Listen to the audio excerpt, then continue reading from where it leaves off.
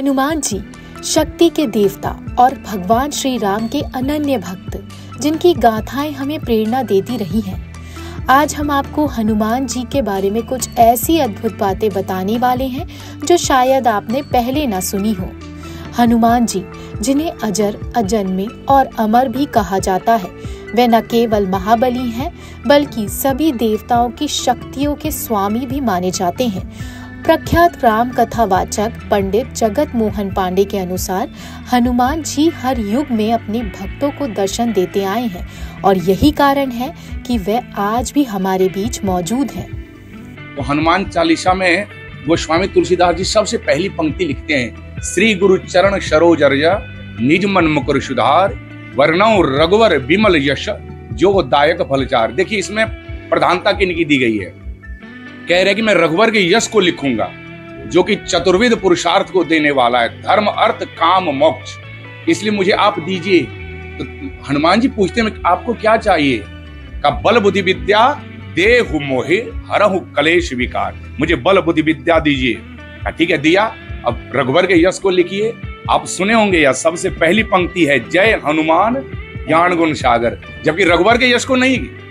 सबसे पहले तुलसी बाबा क्या लिखते हैं? जय हनुमान ज्ञान गुण सागर। इसमें भक्त की प्रधानता बताई गई है कि भगवान से पहले भक्त के राम दुआरे तुम रखवारे होत न आज्ञा बिन पैसारे। यहाँ तक कि हनुमान जी ने कहा कि आप सबसे पहले मेरा नाम क्यों ले रहे हैं?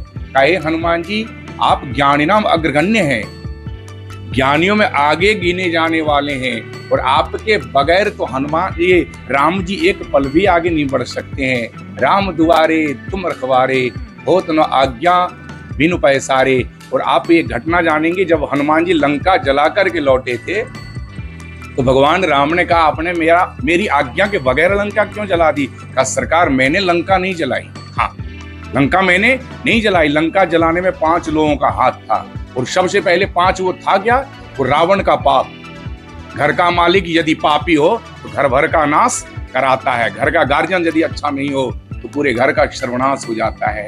सबसे पहले रावण के पाप के कारण उसकी लंका जली।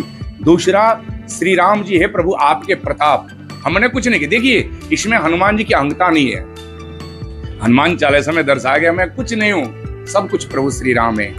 दूसरा, राम जी का प्रताप। तीसरा, माँ का संताप। स्त्री की हाय लगती है, यदि आप स्त्री को रुलाएंगे, उन्हें कष्ट देंगे तो आपको हाय लगेगी। तीसरा, सीता माँ का संताप। और चौथा, विभीषण जी का जाप। लंका में रहकर के जो राम जी के भजन कीर्तन में लीन रहते थे। और चौथा, ये 5वां कौन था? हनुमान जी। हनुमान जी कहते 5वां मेरा बाप। ठीक है, चला पवन 49 ऐसा है सुंदर कांड में। जब तक हवा नहीं चले एक घर से दूसरे घर में आग जल नहीं सकती है। वैसे हनुमान चालीसा एक ऐसा ग्रंथ है संकट को हरने वाला है। हनुमान जी के नाम के पहले क्या है? संकट मोचन।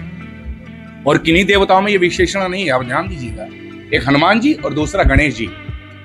गणेश जी और हनुमान जी में क्यों? क्योंकि हनुमान जी है शंकर सुवन केसरी नंदन और गणेश जी कौन है? वो भी शंकर सुवन है। हालांकि बड़े बड़े संत लोग अलग अलग अपना भाव देते हैं, परंतु शंकर सुवन केसरी नंदन हनुमान जी और ये गणेश जी में भी ज्यादा फर्क नहीं है। इसलिए हनुमान चालीसा पढ़ने का कोई समय सीमा नहीं, जब हो।